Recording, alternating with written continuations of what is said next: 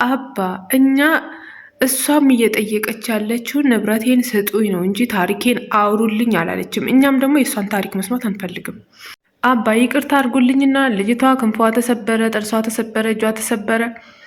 ስላለፈው ታሪኳ እኛ መስማት አልፈለግንም እኮ። ያለፈው ታሪኳ እኮ ሴት ልጅ ህይወቷ እስካልቀና ድረስ ጥሩ ህይወትን ለመፈለግ እኮ ብዙ ነገር ውስጥ ልትገባ ትችላለች። አንድ ነው። ሌላው ጥያቄ ደግሞ አንድ ካህን አንድ ቄስ ንስሐ ያስገባል አይደለም የራሱን የስጋ ልጁን ቀርቶ ሌላ ራሱ የመንፈሳዊ ልጁን ራሱ ሚስጥሯን ጠብቆ ንስሐ አባቱ ነው ሚስጥር ይዞ የሚቆይ አባት ነው። በዚህ ልክ የልጃችሁን ገመና አውጥታችሁ ሚዲያ ላይ ስትናገሩ የማይመለከተንን ነገር ስታወሩልን ያ ወንድ መጣ ይሄ ወንድ መጣ ያገሙልን። ልጅቷ ዳይሬክት ነው የጠየቀቻችሁ፣ ንብረቷን ነው ላቧን ነው የለፋችበትን ነው የጠየቀቻችሁ።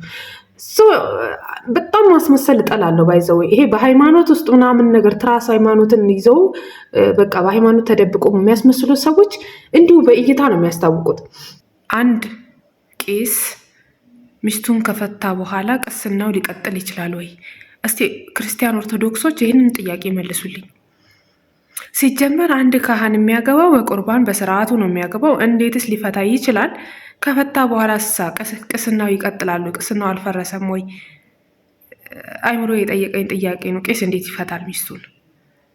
ቄስ ፈታ ማለት ቄስ ሚስቱን ፈታ ማለት እቺን ዓለማዊ ህይወትን አጣጥሞ አየ ማለት ነው። ሌላው ነገር ደግሞ እህትየዋ ማለት ነው ወይ እኔ ሰው አስመሳይ እግዚአብሔርን ነው የምላችሁ። እኔ አስመሳይ ሰው ጠላለው። እግዚአብሔርን አስመሳይ ሰው ጠላለው።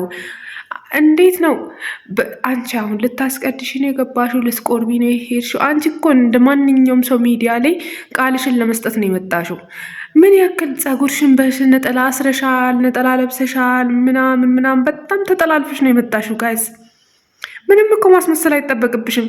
ለቤተሰቦችሽ እየወገንሽ ነው። ይህን ያህል ግን በነጠላ ተደብቀሽ መንፈሳዊ ሰው መስለሽ ሚዲያ ላይ የተጠየቅሽውን ነገር ለመመለስ ወይንም ደግሞ የአባቴና የእናቴ ጉዳይ ይመለከተኛል ብለሽ ለመምጣት ልክ ዛሬ ቅዳሴ እንዳለበት ሰው የሚገባ ሴት ነው የምትመስዩ። ጋይስ እኔ ግራ ነው ያጋቡኝ። ባይዘው በጣም በጣም በጣም ከባድ የሆኑ ቤተሰብ ናቸው።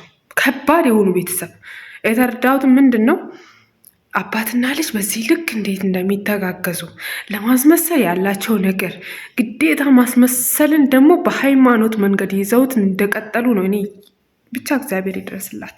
ግን ንብረቷን መልሱ። አባት እንደ ልጅ የሚረዳዳውን ነገር ተረዳዱ፣ ግን ላቧን መልሱላት።